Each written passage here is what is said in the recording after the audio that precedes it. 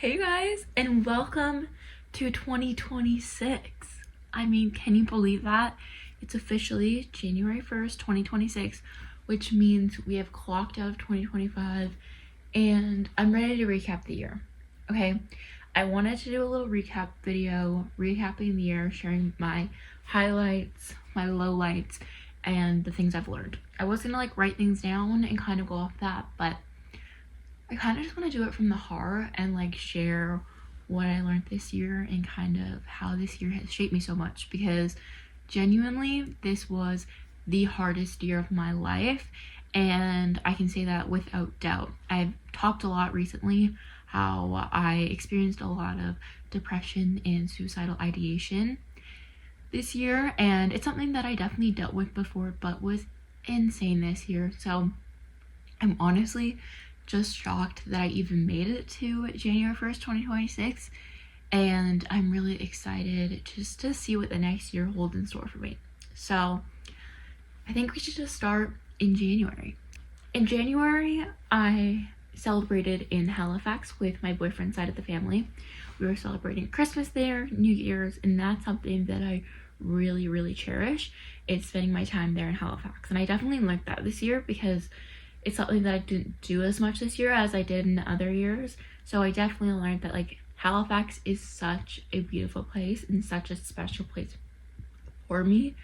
And obviously seeing family is amazing, but that place especially just holds a little special place to my heart. Marcus and I have so many good memories there, and I just loved starting off my New Year's there. One of my favorite things that Marcus and I did was we went to a cafe and we kind of wrote out our New Year's goals. We actually went through different areas of our lives and what we wanted to achieve, and that is one of my favorite ways to do New Year's goals, is to fully break it down. But I'm gonna do that in another video of just going into 2026 and how I'm kind of doing my 2026 rebrand, because I eat that shit up. I love rebrands and just changing up your life. Even though you don't need to, your life is perfect the way it is, but I love that stuff, so I definitely do it. Once we celebrated in Halifax, we came back to Grand Prairie, and honestly, I feel like the beginning of the year was quite good. I finished it off strong in my practicum. I had a great time in my classes. I did very well in school. In March was when I had my first really bad depressive episode. I remember going to work every single Saturday and saying to them this is just how I live. This is how my life is, and it just sucks. And a lot of people actually affirmed me in that area, that you kind of just have to learn how to live with it. Your life's always gonna suck, if you say it is. And it honestly did a lot of negative for me, until one day in March when my boss saw me and eventually had to take me to the hospital. And that was the day that really was a turning point in my whole year, but also I think in my whole life. It was that moment that I realized that I needed to get help again. I've gotten help in the past, but going to therapy and actually getting help was something that I learned that you're not just one and done. In the past, I've always thought that you go into your year and you go into your life and you just fix your problems one at a time. But it's a lifelong thing, especially therapy. I believe that, in my case at least, it is a lifelong thing. It's something that I'm always going to be working on. I'm not just going to be done it one day. I'm always going to be working on it. And so that's something that I think I'm really passionate about now, is just consistently going, because I said, I thought I was cured before, and I thought that I'd be okay, and I thought I'd be able to do it on my own. And then it was this time where I was okay, I actually can get help. I need to go back to therapy. I need to do more intensive treatments. I need to be going, not just once a month, but maybe once a week. And I need to also be going at this from other angles of my life too. I need to make sure I'm going to the gym consistently. I need to make sure I'm eating healthy. Suddenly, my mental health began to be multi-dimensional instead of just one-dimensional, And I think that's something that I also learned this year, is that you don't just, your life is just this big circle that is twisted and entwined into each other, right? Everything is cohesive, it all aligns together, and you have to have this just perfect blend of things, and it's like your perfect concoction. And I did not have that, and I still don't, but it's just making things a little bit better, making it smoother, and making it flow a little bit better.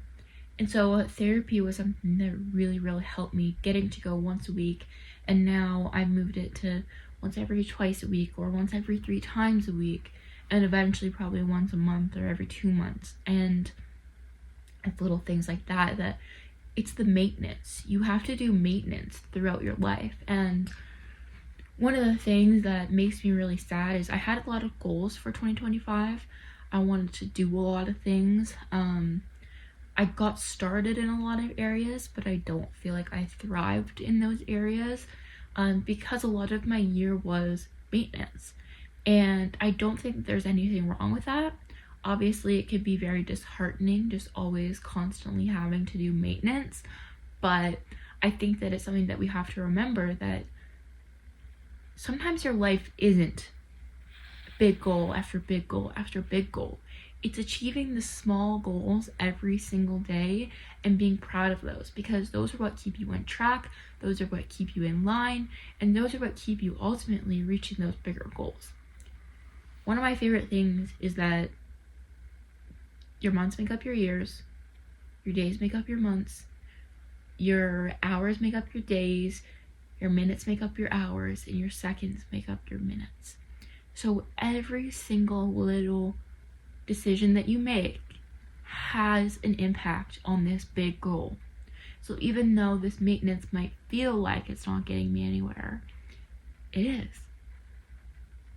It's getting you to your big goal, whatever that may be. For me, that's posting content, sharing my life, inspiring others. I also know that I want to work with kids. I started doing my toy library. Did I have I kind of had to stop in that, but that's still a start. These are starts of following your dreams. And just because you may have a step back in an area, it's not a stop. It's just a step back. Just because you step back doesn't mean you can take 3 steps forward again. You still can. And those possibilities don't just end there. That's the thing, is we can always just keep going and keep striving for more. But we have to have that, we have to keep up with that maintenance to keep going. If I had to explain like my year in like 1 or 2 words, I'd definitely just say maintenance. A lot of it was going to the gym. I went to the gym more this year than I ever have. Which is really weird because I gained a lot of weight this year, and I fluctuated weight a lot, but I went to the gym quite a bit this year. It was something that I never kept up with before. I made sure I was taking my meds more often. I definitely made sure I was eating healthier. I didn't binge eat or eat late at night and snack as much. I think that there's a lot of these maintenance goals that we need to focus on. So from March to basically mid-April, May, it was a lot of this maintenance. And other than my mental health, I honestly thought my life was really good. And it is really good.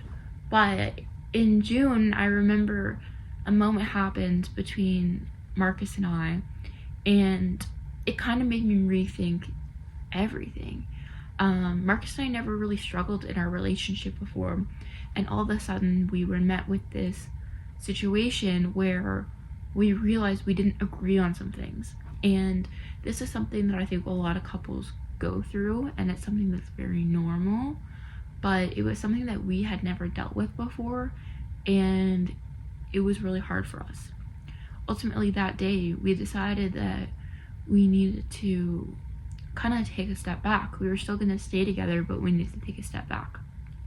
And I was really proud of us for recognizing that, because that's something that's really hard to recognize. And I think that was the first moment of change, because we were able to recognize the problem. However, we did not do anything about that problem. And we kind of were just like, oh, I never want to lose you. We acted like everything was perfect. There'd be little times where we tried to bring up the issue, but we never really talked about it. And I think that's just something that it's just easier said than done. Like, you want to work things out, but then it's so hard that it's easier to just pretend that it's all okay. And it wasn't all okay. And it just kept getting buried, and it was getting put under the rug. And after my birthday in August, we ended up breaking up. And that was the hardest moment of this year. The hardest time of my life. I feel like it's so dramatic, and even now looking back, it feels like a lifetime ago. And it feels like these whole other emotions that I've never dealt with before. But it was honestly just emptiness. I didn't know what to feel. I was lost. I thought Marcus was my everything. And in a lot of ways, he is. But I think that when you're in a relationship, your partner cannot be your everything. You have to be there for yourself. You're a spiritual being or a higher being. You have to have a reason that you want to live. And I didn't have that. My reason was Marcus. I had to be there for him. And all of a sudden, now he didn't need me. So what was I going to do about that? Right? And that was the biggest thing I learned this year. Was that I need to be there for myself. At the end of the day, I have my own back. Marcus is gonna be there for me in the best way that he can, but he might hurt my feelings. Not on purpose, but he might. So I need to be there for me. I need to show up for myself. And that's what I did. The whole time we were broken up, I just kept myself busy. I knew I had to keep going, and I stayed busy. I rarely came home. I rarely was just scrolling. Anytime I did end up scrolling, I probably ended up texting Marcus. Anytime I watched TV, I probably ended up texting him. I genuinely tried to keep myself so incredibly busy that I was insane. I probably went to the gym so much for so long. I went on so many walks. I mean, I genuinely had a great routine, but I was empty, very empty still. I knew a part of me still loved Marcus. I tried my best to move on, to heal, but I would go on these walks, and I call them my God walks, because I learned a lot about my spirituality in this time. I would just talk to either, in the beginning it was the universe, and later it ended up being God. I would just talk and talk through my feelings and talk through my problems, talk through whatever I was dealing with, and just wait to hear the answers. And I found that it was very rare that I actually felt the answers, but the biggest message that I kept hearing relayed to me was that A, it's going to be okay, and B, he will come back. He will come back. He will come back. And that was crazy to me, because I always just asked, like, are Marcus and I meant to be together? Is this what's supposed to happen?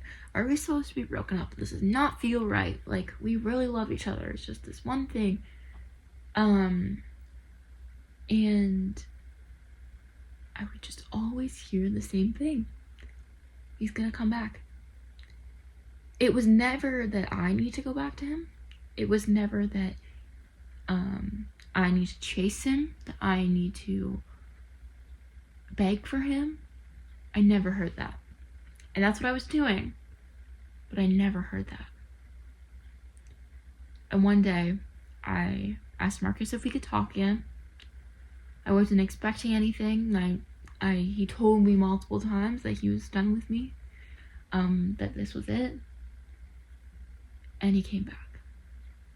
And it was at the right time, and at the right, everything aligned, whether that's in God's timing or whatever.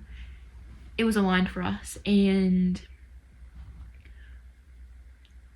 I'm very grateful that that is the way that I'm ending the new year, is with Marcus. And I found that although this was the hardest year of my life, there were so many little moments that I even just went over, but in the grand scheme of things, this ultimate ending feels like my happy ending. And a lot of the years in the past, I haven't got that.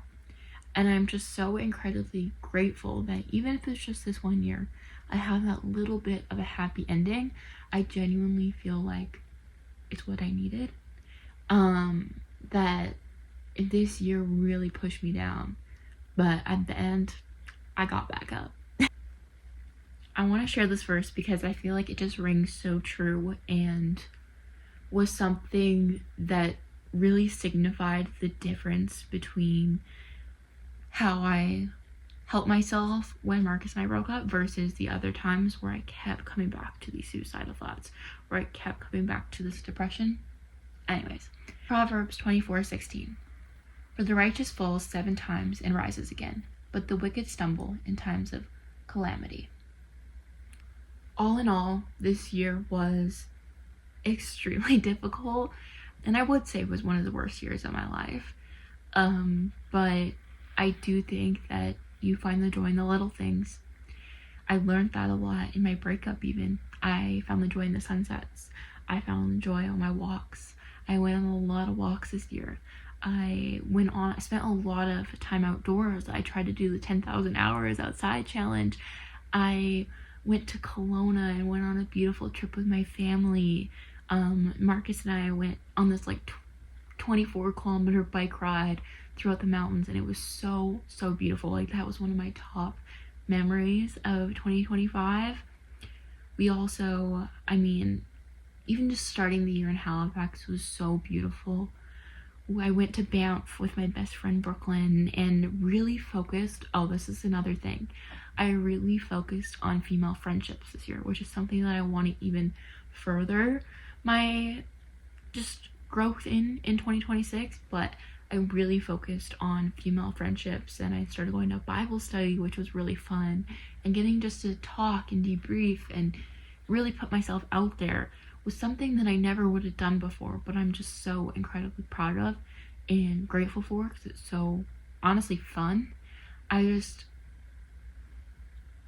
Going into 2026, I just want to enjoy life. I don't want to look at it in a negative lens. I know that's way easier said than done, especially when you have mental health problems, but I just want to put on like rose-colored glasses. I don't know if that's bad to say, but like, I just want to enjoy it. Like, I'm so tired of having bad years and feel like I'm being broken down, that I'm ready for a little bit of a good year, like I'm ready. I'm so ready. Anyways, you guys, I really want to do a video about going into 2026. I have a lot of I feel like the new year is just such a good time to reorganize things, kind of set yourself up for success, and that's something I definitely want to do this week, just before like school starts and it's the first week of the new year. So hopefully I'll have a video coming on that, or just something even a little quick would be nice. But yeah, I definitely want to grow my social media in the new year. This is something that I'm so passionate about, and I'm so proud of myself for doing in the past year. I definitely posted more than I ever did before. I'm definitely not at the point I want to be, but I have worked on it, and it's a lot of that maintenance, and I'm just so excited to see where this takes me in the next year. Please, if you feel free to subscribe, share, like it. I really want to grow this part of my life and be able to share this with you, because this truly is my passion, is to talk about these things and to just share my love of growth and inspiration with others, because I think that, like I said, it can be so easy to focus on the negative in life, that if I can even be that 10 minutes of positivity, I'll be happy. You know, that's something that I really find joy in with other creators and stuff like that. So if you feel free to subscribe, share my videos, and let me know what you want to see in the new year, because I want to start making more videos, sharing them with you, and I will see you guys in my next one. Bye bye.